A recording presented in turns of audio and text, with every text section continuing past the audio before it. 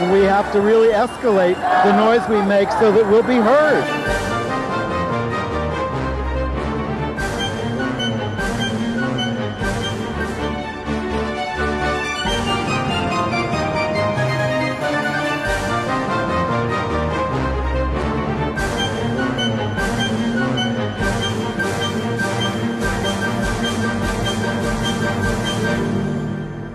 Welcome to Gay USA. I'm Andy Hum. I'm Ann Northrop. Is the wall up yet? The wall is up here because I have another cold. All suggestions on how I can stop getting colds, happily appreciated. I think the whole world is sick in so many ways. But we are going to start this week, because there's always bad news, with good news. There are new rules. The U.S. House acted immediately to protect LGBT staffers. And new rules in a couple of the states with new rulers. Democratic governors in Michigan and Wisconsin have signed LGBT rights executive orders, but not Florida. But soon to be in Kansas. An appeals court, one appeals court upheld one of the, overruled one of the overrulings of Trump's. Stop. Yeah. We will explain this as we go Transgender along. Troops. Yeah. It's a complicated story. Yeah, well, it's not that complicated. U.S. Secretary of State Mike Pompeo went to Brazil to stand at the inauguration of the new fascist anti-LGBT president there. You may remember a couple of years ago we told you about a Fort Worth pastor who actually celebrated the massacre at the Pulse. Well, he has been ousted from his church for consorting with sex workers. Not that there's anything wrong with that, no, but not to evidently they feel that way at his church. Grammy-nominated trans songwriter Teddy Geiger talks about the health benefit of coming out as transgender. And we're going to talk about the Ellen-Kevin Hart flap and all the LGBT wins at the Golden Globes. The flap is endless. But we start in Congress, and that was really encouraging. One of the first things the Democrats did when they took over the U.S. House was to pass rules, a whole new set of rules, banning discrimination against LGBT staffers. This was a whole package of rules, and the package passed 234 to 197, largely along party lines.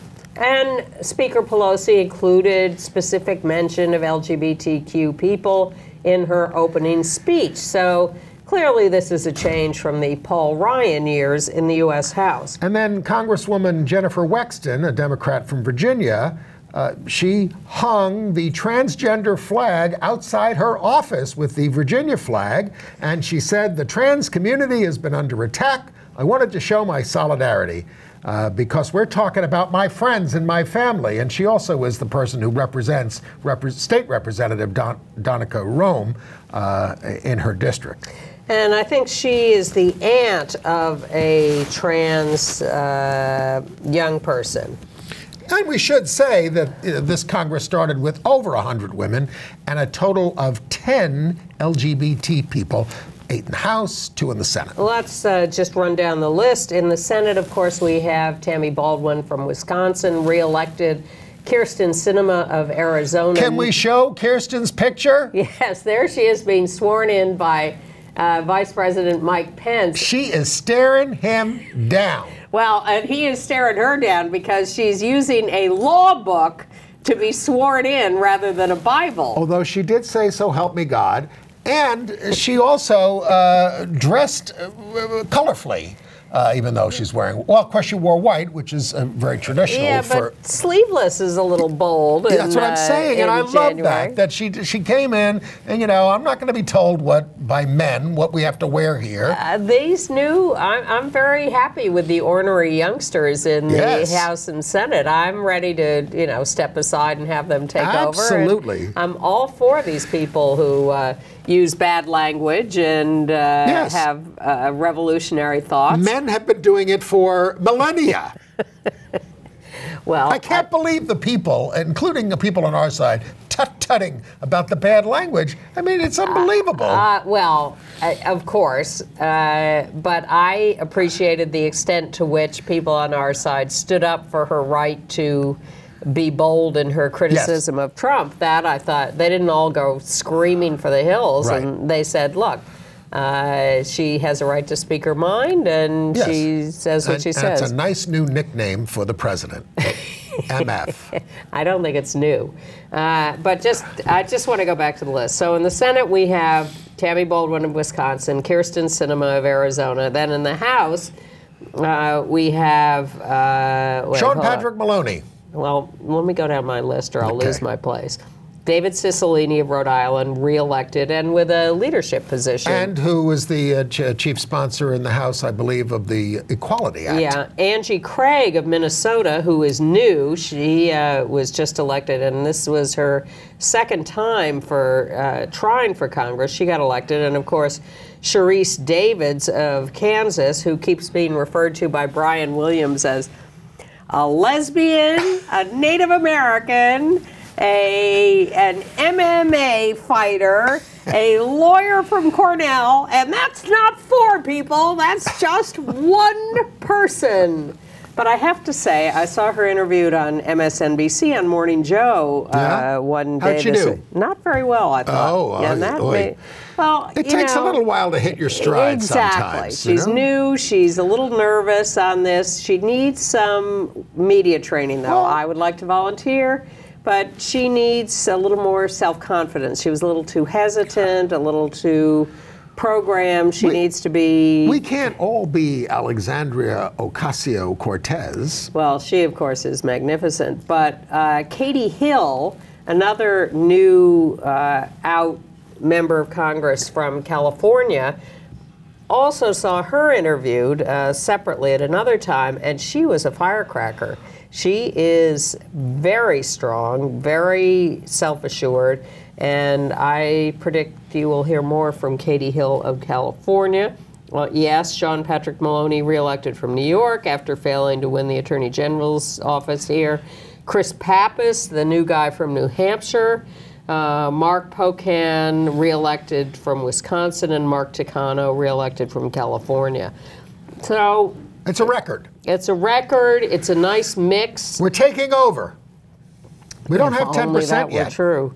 But go you young people. Yes. We're in favor of you. Now let's get a few more political stories here. Well, all right. Shannon Cuttle was, I'm skipping ahead a little on the pictures. Shannon Cuttle, trans person, first elected trans official in New Jersey. There is Shannon, is elected to the South Orange Maplewood Board of Education. And I guess you want to go on to Lamont Robinson Jr., who is the first gay... Illinois. First out black member of the General Assembly in Illinois. We are skipping around a little bit for the control room. I'm giving the control room conniption fits looking for Lamont Johnson, who was right after Shannon Cuttle on our list. All right, well, there he is, Lamont Johnson. Thank you. So those are some other newly elected. There he is in a picture with us. Right in front of us in the studio. Okay. Yeah. Well, we'd love to have him in. Well, and then we're making progress in the states. The Michigan governor, the new one, Gretchen Whitmer, and Wisconsin Governor Troy Evers, Democrats replacing... Evers, I think. Evers, E-V-E-R-S. Yeah. They replaced Republicans. They issued executive orders banning discrimination based on sexual orientation and gender identity in state employment. And Evers also added contracting, which is important. And state services. Well, you know, Wisconsin was the first state to pass a statewide gay rights law, I believe 1985, in the country, but it never added gender identity. And of course, then you had the spectacle of the Michigan governor, the Republican Governor Snyder, doing an LGBT executive order in his last days. You know, what's that about? Well, I mean, it's so clear and so stereotypical. You have Wisconsin and Michigan, both had very right-wing governors, Republicans, won by Trump to get him elected in 2016. Now the revolution has happened because people in those states said, oh my God, I can't believe we did this. Let's elect the Democrats. And of course, when the Democrats take office, yes, they immediately put into place policies that are pro non-discrimination. But these states still have Republican legislatures, both of which tried to take away governors' powers because they were getting Democratic governors. Snyder vetoed some of those. And the new governors are saying they're going to find ways around that. Now, good luck. It didn't work in North Carolina. Well, also predictable in Florida, where the right-wing Ron DeSantis has taken over as governor, mostly on the basis of his TV ad teaching his kid to build a wall with bricks and love Trump, has issued an executive order continuing non-discrimination rules, but specifically excluding LGBTQ people. No protection in Florida. That's very nasty. Very nasty. But we have a nicer governor in Kansas, Laura Kelly, is a Democrat. She doesn't take office until January 14th, but she's promised to do an executive order on LGBT rights. Yeah. And then, you know, we in Maine, it's not gay specific, but the new Democratic governor, Janet Mills, has moved to implement the 2017 voter-approved Medicaid expansion, which had been blocked by the horrible Trump of Maine, Governor Paul LePage. I think in some ways he was worse than Trump, but I know that's hard to say. And Senator Elizabeth Warren, out on the campaign trail now in her race for president, early out of the gate, has finally spoken up to change her mind on something that got her in trouble a few years ago. In 2012, she was running for Senate, and there was a big controversy in Massachusetts because there was a trans prisoner who was suing for the right to have access to surgery or hormones or whatever.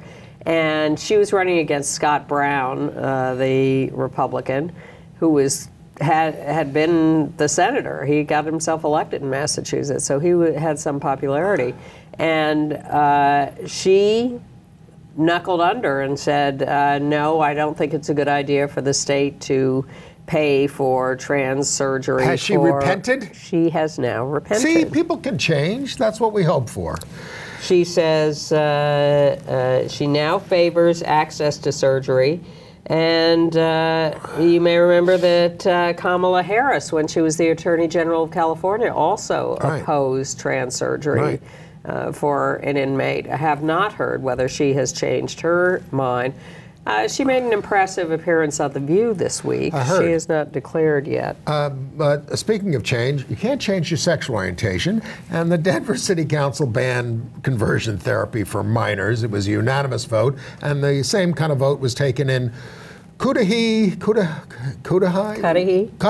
Wisconsin. They did it too. Okay. Now, so maybe we get into some Trump stuff here. Yeah, I think we have to. Well, first of all, the U.S. Supreme Court blocked the immediate appeal of Virginia's Republicans of their challenging the state lines. They're going to redraw the state lines because they're racist, and the voting lines, right? The district lines, but they're going to hear the case. So we don't know, I don't know how that's going to turn out. Ultimately, they're going to hear it in the spring. All right, now on the trans military ban. Yes. So there are 4 separate cases working their way through the courts in this country against Trump's proposed ban on trans people serving in the military.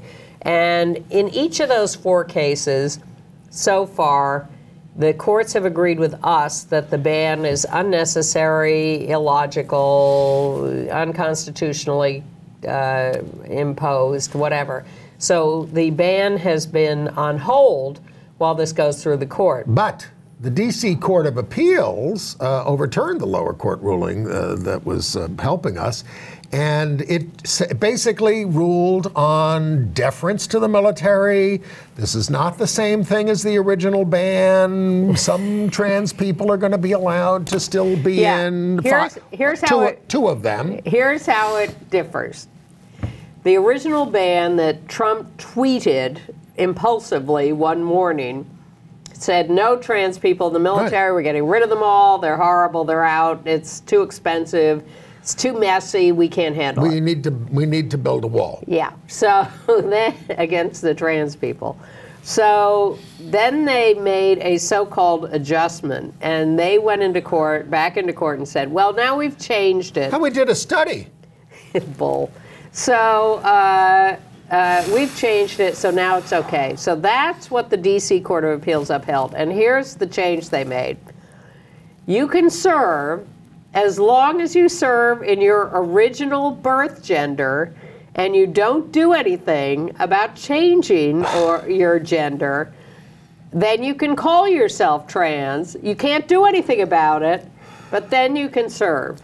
And the court said, oh, okay, that's different, so that's okay. So the U.S. Supreme Court this week, on January 11th, is going to consider whether to take all these appeals up. They're also going to decide on all the cases, the 3 cases involving anti-LGBT discrimination as sex discrimination. If they don't decide to do that by the middle of the month, that means it gets carried over into the next term. So, they've been. And the D.C. Court of Appeals ruling differently on the trans-military ban didn't change anything practically at the moment because 3 courts have still enjoined the implementation of the ban.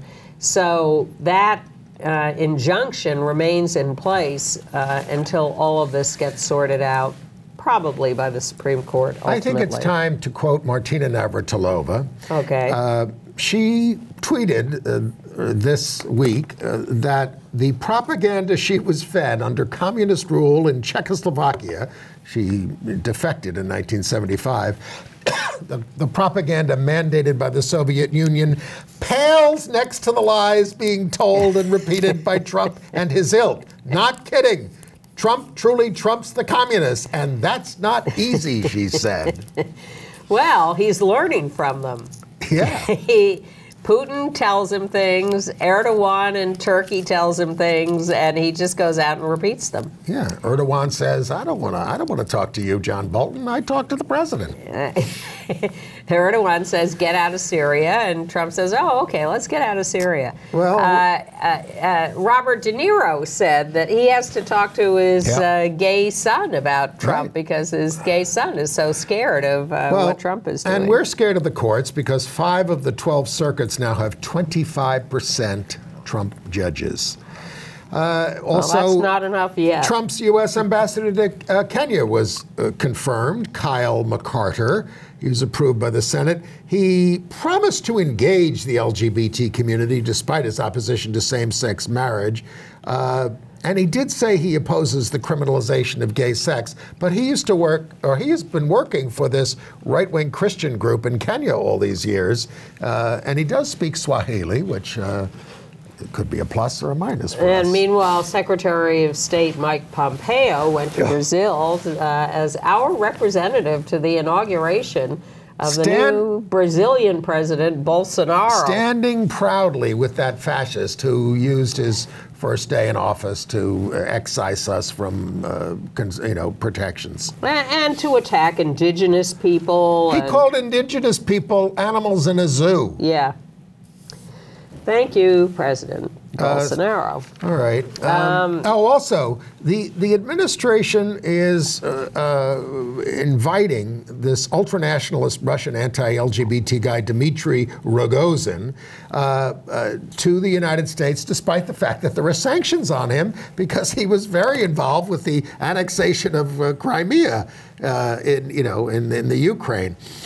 This is a guy who has said the West will fall under the weight of the Islamic State and gays, and he mocked the Latvian foreign minister for coming out. But Trump wants him to be able to visit the United States. He's now Russia's deputy prime minister. There he is, a good-looking guy. Well, and very little attention a month or two ago when the United States lifted the sanctions on Deripaska, the Russian industrialist who's a Putin associate, and now his name is again popping up in all this Manafort stuff and the Russian lawyer stuff. Dana Milbank of the Washington Post wrote that now Trump is going through the terrible twos, and that there is hope, according to Dr. Spock. It's a great age for whining, but that they will outgrow it after the twos. I hope he will just go. I am not holding my breath. No. I don't predict a maturation Well, we're all going to be process. protesting on January 19th. That's the around the world. It's going to be the third Women's March nationwide. Do some Googling for your area to find out what's going on. I know there's been a lot of controversy this year. There may be multiple marches. That's fine. We may end up in Grand Central Terminal where there's going to be a solidarity march with disabled people. But it's all about anti-Trump. Get out in the streets and just go outside on January 19th, and you will be part of it. Here's another reason. Mike Lee, senator from Utah, has succeeded in killing yes, I know. the renomination of Heidi Feldblum to the EEOC. It's a tragedy. But Trump has to appoint a Democrat to fill that seat. Can he try again with her? He currently has 2 people on the EEOC. There are 3 empty seats. They can't do business. Well, we don't even have a government at this point, which seems to be the whole point. Yes. This has been called the suicide of America. I thought that basically occurred on election night 2016. Well, it did, because this is exactly the agenda. And when he says he's happy to have the government shut down for years, he means it. Yes. And what he means is he's trying to destroy the system of the United States. On behalf of Russia. On behalf of Russia and on behalf of Ann Coulter and Rush Limbaugh. You think we exaggerate about all this? Russia just won the Cold War. All right. One other thing. The Trump administration has not yet issued an opinion on a request by the governor of South Carolina to continue federal funding for a religious institution called Miracle Hill in Greenville. They get $600,000 in state funds and federal funds, and they turned away a Jewish couple because they only want to serve Christians. This isn't even just about gays. They just want to serve Christians and take your money to do it. And if you want to take a foster child, this is a child agency that matches foster kids with homes. You have to sign a piece of paper that declares you to be a faithful, practicing Christian. You can't even just be affiliated as a Christian. You have to be a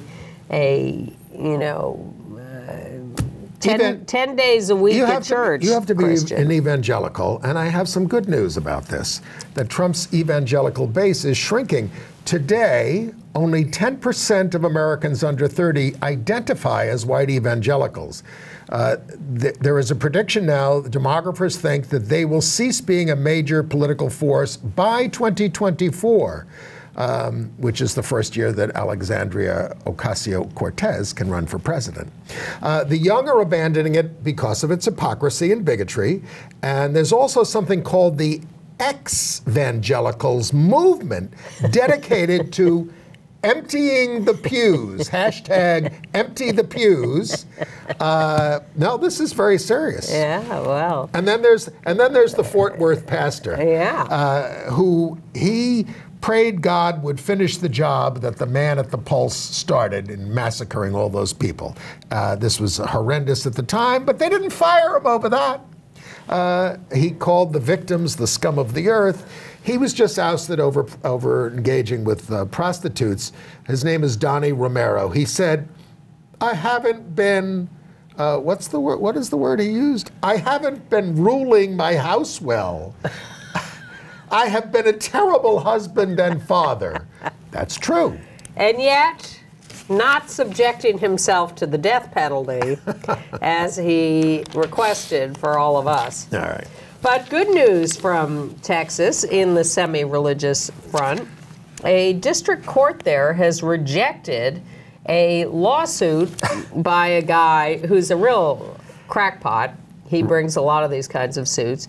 He said it was against his religious freedom for the Houston Public Library to allow drag queen story hour. Yep. So he sued the Houston Public Library. He said that the library was promoting the religion of secular humanism. And that violated the Establishment Clause. Where's the church for that? Where is the secular? Right here. Do we have that picture of the drag queen and the kids? Yeah, they are. They're cute as hell. Look how happy the kids are. They're happy. Why can't you be happy for them? Yeah. But the judge said it was a frivolous lawsuit and he had no standing throughout the suit.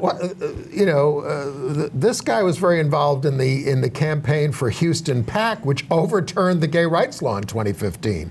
So, he is, in that sense, a serious character. Yeah. Oh, I'm sorry. He was not involved in that. I apologize. I missed. No, they supported his suit in this case. That's a serious group, the Campaign for Houston, PAC. They supported his suit. And I didn't realize this. They spent millions in the 2018 midterms running ads trying to link Democrats to the drag queen library program. Millions of dollars trying to link Democrats to that. Well, no wonder we won. Because people love drag queen story hour. Exactly. In fact, they ought to have it in the Congress every day, or every week at least. Right. Let's go back to Wisconsin for a good story. The Group Insurance Board in Wisconsin has ruled that it will cover hormones and surgery for trans state employees. Okay. That is a nice little decision. And a nice story out of Boulder, Colorado. This was the first place that marriage licenses were issued to gay couples in 1975 by the clerk then. Her name is Clayla Rorex. Now there she is in a newspaper story. The idea was that same-sex couples came to her and said they wanted a marriage license, and she looked up the law and she said, you know what? There is nothing in state law that says couples marrying have to be of different genders. And the Boulder Attorney General said yes. But the state attorney, so she did about 6 of these. Yep. It made national news. Yep. And I remember well. She got stopped by the state attorney general. But what happened this week was the courthouse was put on the National Register of Historic Places. Yes, and she was honored, and then Governor Jared Polis there on the left showed up to surprise her. He's the new openly gay. Well, he was governor-elect at that moment. He has now been sworn in. Yes. And it was just a wonder. She says she's never regretted it a day in her life. She thinks it was the greatest thing she ever did. And yep. I remember it as just earth-shattering news. Well, part of the reason she took that position was because when she ran for clerk in '74, the party officials said, "We want a man." Yeah. And so that really gave her, that's 45 years ago, anger people. To want to, go along with the gay couples and the oppressed. At the Rutgers Law School, Kimberly Mutcherson is the first African-American and first LGBTQ person to serve as the co-dean. She teaches bioethics, and she used to serve at the HIV Law Project in New York. And at the Advocate magazine, they have just hired their first African-American editor-in-chief, Zach Stafford. And there he is. He used to be at Into, which was the Grindr news outlet, Out magazine, The Guardian, and Forbes named him one of their 30 under 30. Well, speaking of Grindr, we told you about the guy who brought a lawsuit because his ex-boyfriend, who was really nasty, put his name up there falsely, and he got hundreds of people wanting violent sex with him. Mm-hmm. And he sued, and under some obscure old law from the 90s, they said, oh, no, you can't be responsible for what third parties post on this thing. This guy has filed an appeal and has gotten many amicus briefs, so has Grindr, and he wants to take it further up the line in federal court. I think time for some sadder news. In Berkeley, California, 2 very prominent lesbians, a lesbian couple, hit by a car and in critical condition, both in induced comas, last I heard. Allison Bernstein, a public defender on the left there, and Judy Appel, president of the school board in Berkeley and a staff member at the Logan Foundation. They have 2 kids, and it's just a tragedy, and people are really very shaken by this. They were just out walking, and some guy, I think 81 years old, and I don't know, lost control. We don't know the details yet, but we certainly wish them all the best and send our sympathies to their family and Terrible friends. story out of Raleigh, North Carolina. 2 women assaulted a trans woman in a bar. These women, Amber Harrell, 38, and Jessica Fowler, 31, are charged with second-degree kidnapping and sexual battery. They exposed themselves to the victim, starting touching her, then assaulted her. The bartender tried to intervene to no avail, so now they're charged with crimes. And a strange and confusing story out of Los Angeles. We told you in 2017 about Ed Buck, formerly prominent Democratic donor, who a young... Also a former Republican activist. Yes, yeah. He started as a more conservative, moved a little more liberal. 64 but a years old. young gay black man, homeless, sex escort, was found in his home dead of a drug overdose. This guy's name was Gamal Moore, but the authorities, 26, but the authorities said no accidental overdose, no foul play. But they found diaries that Gamal kept about how Ed got him started on injecting drugs. Yeah. So now, and protesters from Moore's family went to the house this week. Well, because now, 18 months later, another gay black man, this guy in his 50s, was found dead in Ed Buck's home. Now, coincidence? Well, Ed Buck says he did not do drugs at his home. He came in having used drugs elsewhere. Well, but Ed Buck's MO is trolling, not just on Grindr and all these kind of things, but also from bringing people in from out of town that he wants to come in. And come on, I'll pay your way. You come in, we'll get it on, whatever. It's very creepy. Yeah.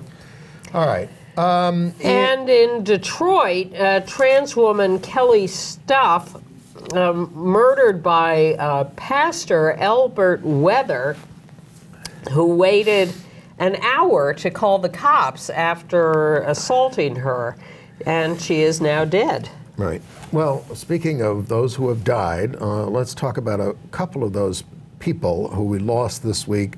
Kanani, we don't have a picture of her. Yes, we do. Do I? Kauka. Oh, we do have a picture of her. That's an early picture of her. She died at the age of 52. She was an editor, writer, and bookseller of lung cancer. She was the former editor of Lambda Book Report. The memorial is going to be at the Women's Building in San Francisco on January 20th at 4 o'clock. She's survived by Laura Thomas, who she married 4 times, as various levels in California were allowed. Toby Grace was the emeritus editor of Out in New Jersey, was at the Stonewall aftermath and saw someone cleaning up the street, just sweeping up the street and singing to himself the song from West Side Story, "There's a place for us," and just thought that completely epitomized the rebellion. He served on the first board of the group I'm with, New Alternatives for Homeless LGBT Youth. Wow. Yeah. And one of my heroes and role models, Sylvia Chase. Yeah. She died at 80. That's an early picture of her in 1978 when I had a big crush on her. She was a reporter at CBS, at ABC, at other places. 2020. And the guy on the right is our friend Joe Lovett, longtime TV producer. And Joe was working with Sylvia and produced what he says is the first positive story on LGBT people on network news at her daytime show called Magazine at CBS. And the piece was called Parents of Gays What do you say when your kid says he's gay? Long segment. Yeah, very about moving. two accepting parents and Sylvia went on to report on the AIDS crisis when she moved to a station in San Francisco. highly respected reporter. Really, Worked for Bill Moyers for yes. a long time. I met her a few times. I just adored her and thought she was wonderful. So thank you, Sylvia, and sorry to see you go. Okay.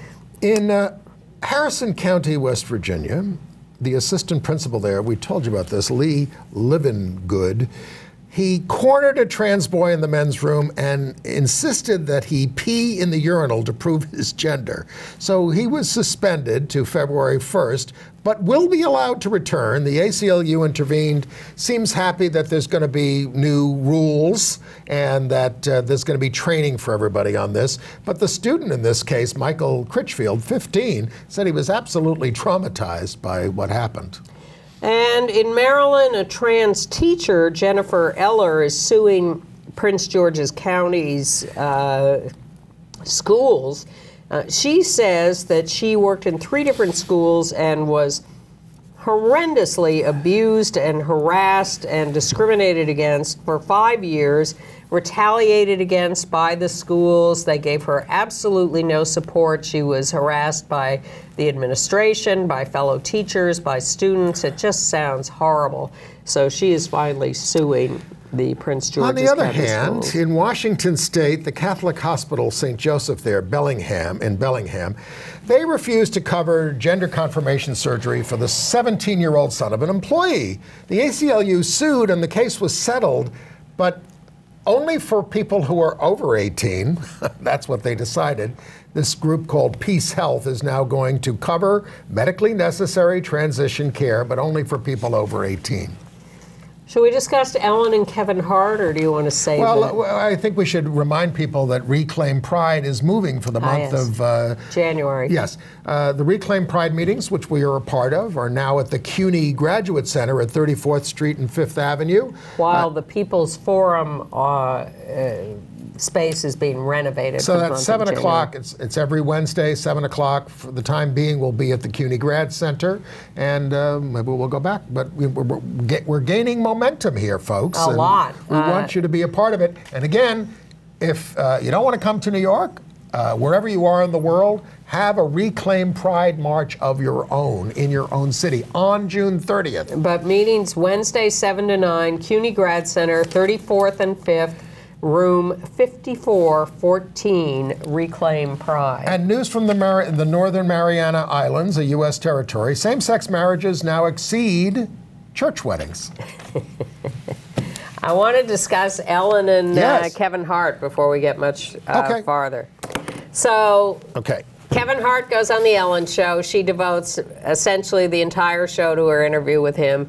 And this week, he went on Good Morning America to talk to Michael Strahan. He is a mess. He really is. He and she was just fawning all over him. It's comedian solidarity. Well, it's celebrity solidarity. It's, I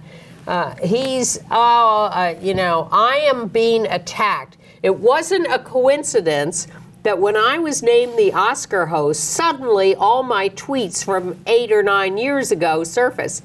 Now, Kevin, people can Google. You search Kevin Hart, gay. This comes up. It takes 30 seconds.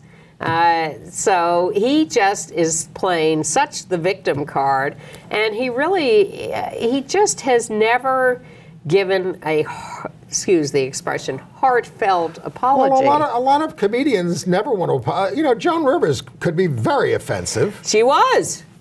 Absolutely. To gay people, to women. Disabled people. All sorts of people. And that wasn't acceptable either. No. And Kevin Hart just, I'm a big believer in people learning and growing, and that we all make mistakes. I will repeat, I've had to apologize quite a few times on this show for things I've said mindlessly. I've had to apologize during the show. And we do it sincerely because it's wrong. It is wrong, and we don't want to hurt people. We don't want to be wrong, and we don't want do any of that, and sometimes things slip out. But he, for years, has been doing fag jokes in his movies and violence to children who are gay, and none of that has he really labeled. It's just a joke. No, he'll say, "Oh, it was wrong. I'm different now. I bring the light now. I don't have a homophobic bone in my body," he said. I am all about being positive. And today, as we tape on Wednesday, he was on Good Morning America, and Michael Strahan was doing a very decent job of pressing him on this, not letting it slide, asking the question over and over, although eventually they went on to discuss the new movie. But that was in a separate segment. But Kevin Hart just sat there and said, "I'm over it." And Michael Strahan would ask him about it, and he'd say, "I'm not talking about it. I'm over it. I'm not going to talk about it again. I've said it. It's over. I am over it." And I thought, really? Is that really the best you can do in terms of, are you in favor of being supportive of gay people, or are you just going to go yell at us from the sidelines and say you're our victim? I thought it was shameful. Yep. Well. And I think Ellen... And somebody said, "Ellen, you're not the Pope of the community." No, and she's gotten attacked a lot over this, which I thought was very interesting. And particularly by black gay men. Yes. Who said, Billy Porter. Oh, Billy Porter is really He ain't angry. having any of it. Yep. And Kevin Hart said, they've killed my endorsement deals, they've killed my... And then he says, "And I've got a new deal with Chase." Well...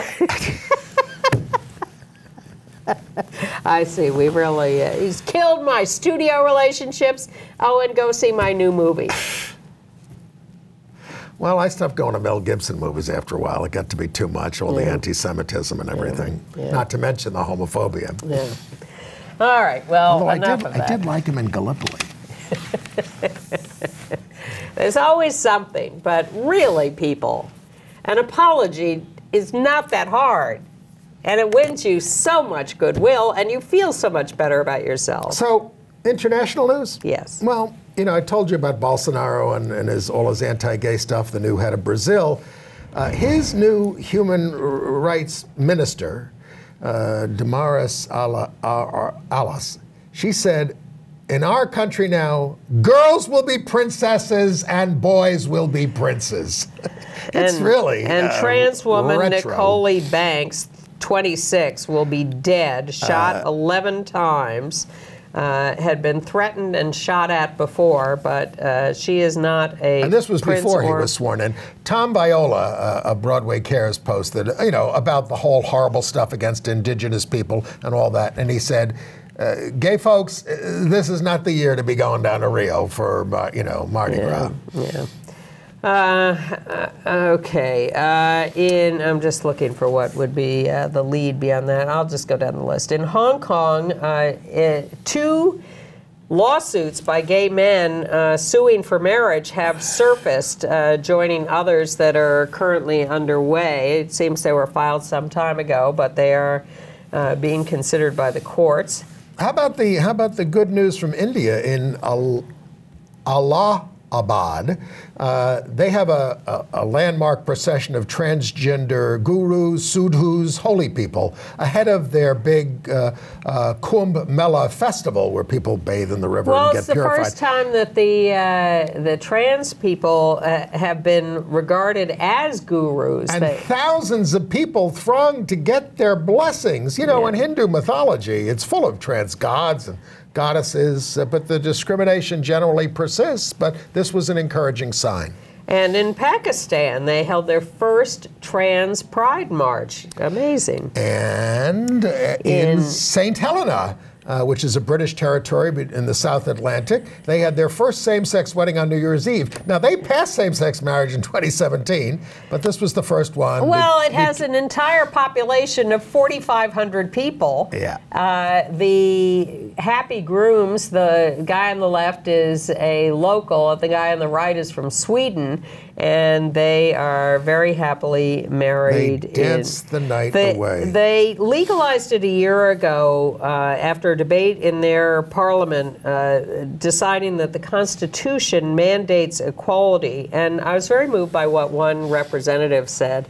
He said, if this House cannot uphold the Constitution, then why are we here today, and why do we have a Constitution? Right. Well, a lesson to our own Congress. We have a Constitution too, yeah. Our president is ignoring it. In Canada, they're issuing a new dollar coin to mark the 50th anniversary of the decriminalization of homosexuality. We won't be able to do that until 2053, when I will be 100.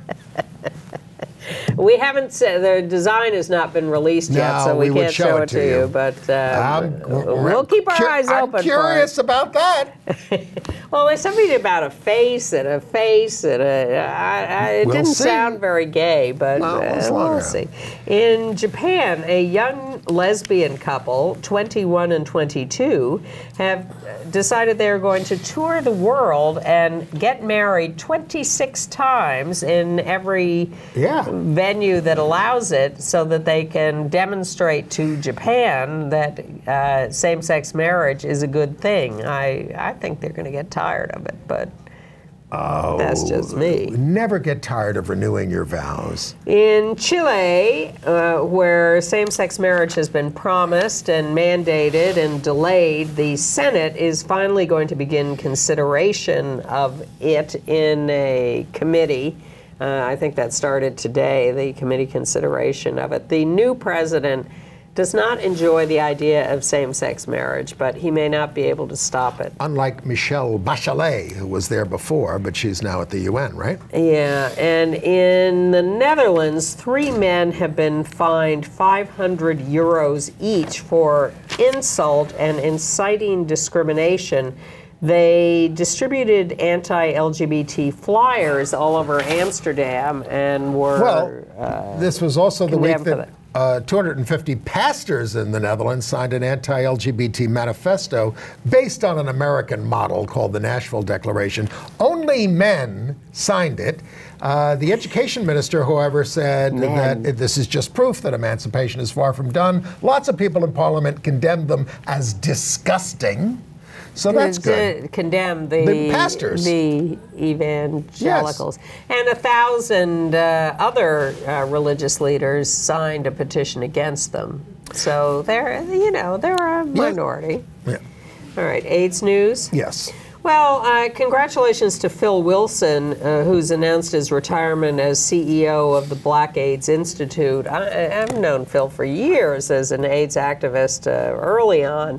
And he created the Black AIDS Institute 20 years ago and has been its CEO ever since. He's a very smart and great guy, living with AIDS for a very long time. And he's decided it's time to move on and hand it over to new leadership. Most of what I have is related to health. New York City announced guaranteed health coverage for everybody in the city.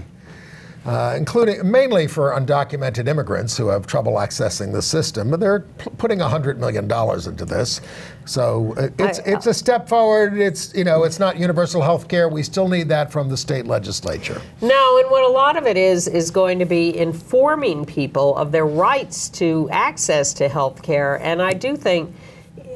With so much of what we cover, it is the ignorance of the population about what is going on and what is out there. Especially, again, for undocumented people who stay away from the system because they're afraid of it. And here's an invitation to come in and get care. I'm talking, though, about, kids in school who don't get educated about anything. Well, I'm sorry. Exactly. No, of course, lots of good education. How to live. Lots of good education going on in New York schools. But, Was that a job No, but I mean, application? like, you know, when I cover this Abel Cedeno case of this kid who shot in classroom and it was because he was Stabbed. bullied, he didn't know his rights to leave the school when you're getting bullied. Yeah. You have a right to do that.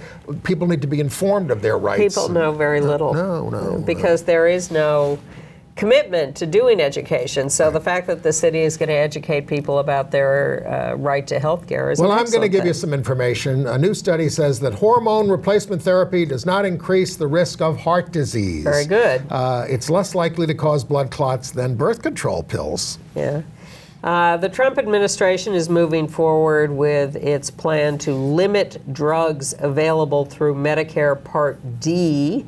They claim this is a way to keep prices down, but in fact, a lot of people, particularly people with HIV, need access to a variety of drugs, and if there are only a few available, because the administration will only pay for a few, that is actually going to really harm the health of people with HIV. Now, who is condemning this?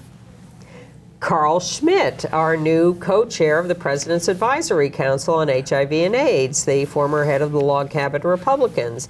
He's at the AIDS Institute, and he says that it is wrong to limit HIV drugs. People need different drugs, and to limit them can increase resistance. So will Carl Schmitt, newly appointed as co-chair of the President's Advisory Council, be able to do anything about this new drug-limiting policy? Okay. My guess is no. In our state of New York, Governor Cuomo was calling for passage of the Reproductive Rights Act, but he's, all right, and I think they're not going to have any trouble passing that, to codify abortion rights. Yes. But he's also calling for a constitutional amendment that would require a ballot referendum.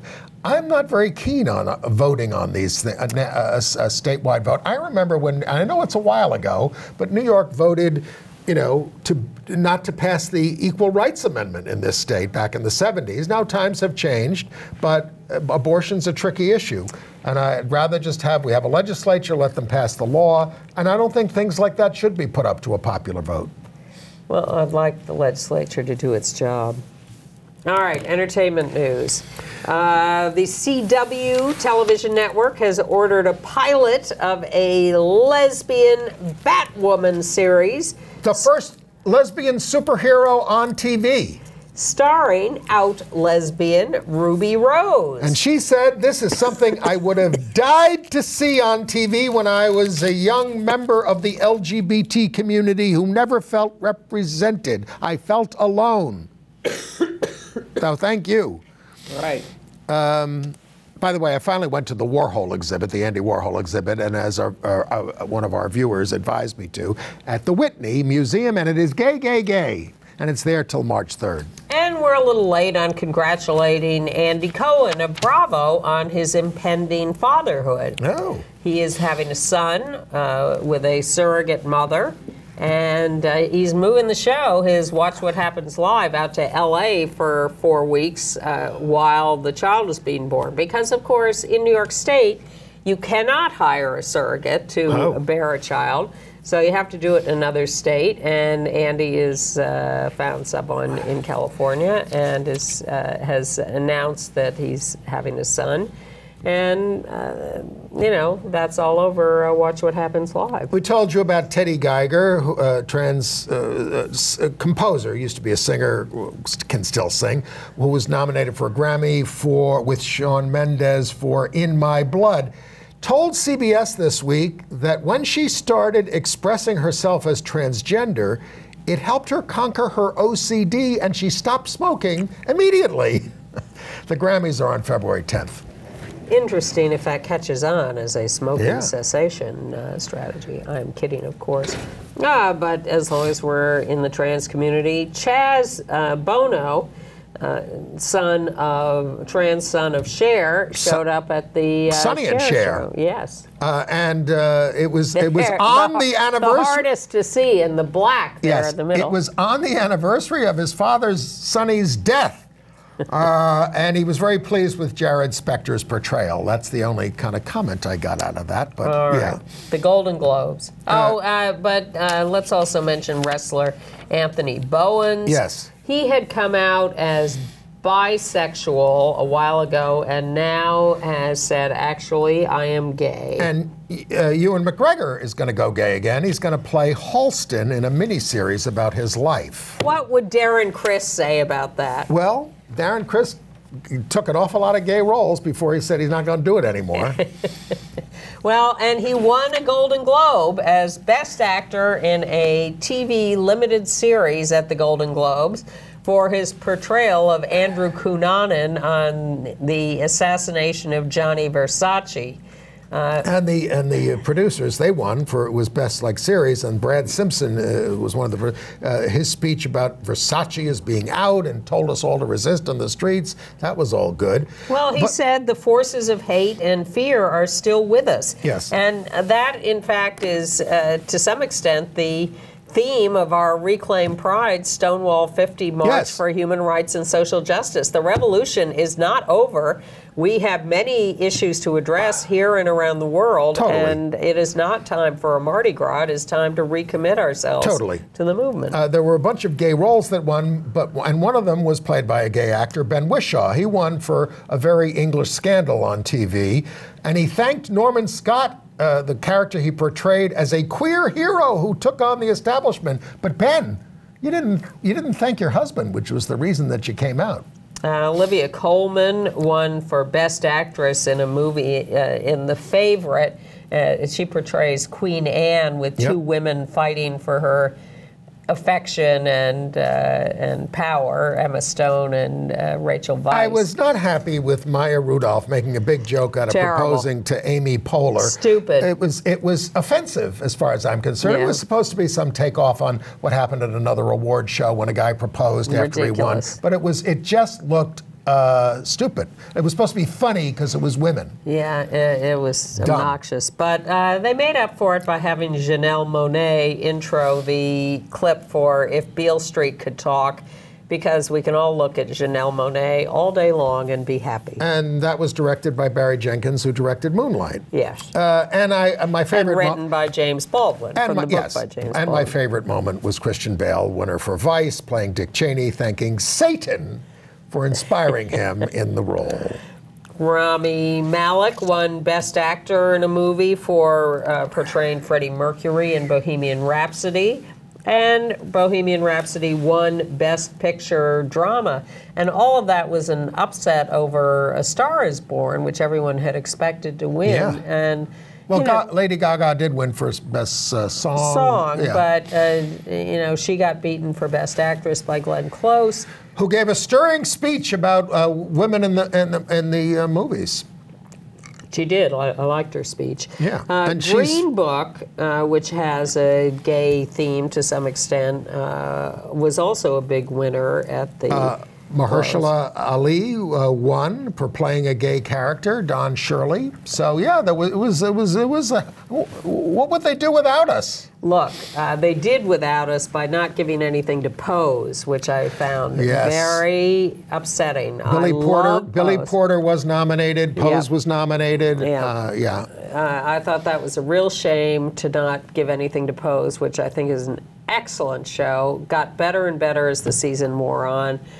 Billy Porter should definitely have won for Best Actor in a TV series. So I'm sorry. It's upset Anne so much that she's taken to going to watch The Sopranos again. I did. I did too, somewhat. Well, I didn't see the whole thing when it was first on. I caught up to it late, and they were doing a marathon this week. And I just decided, what the heck, I'm going to watch the whole thing. So I've made it through about half of it. We'll see you next week. Thanks for watching. Bye.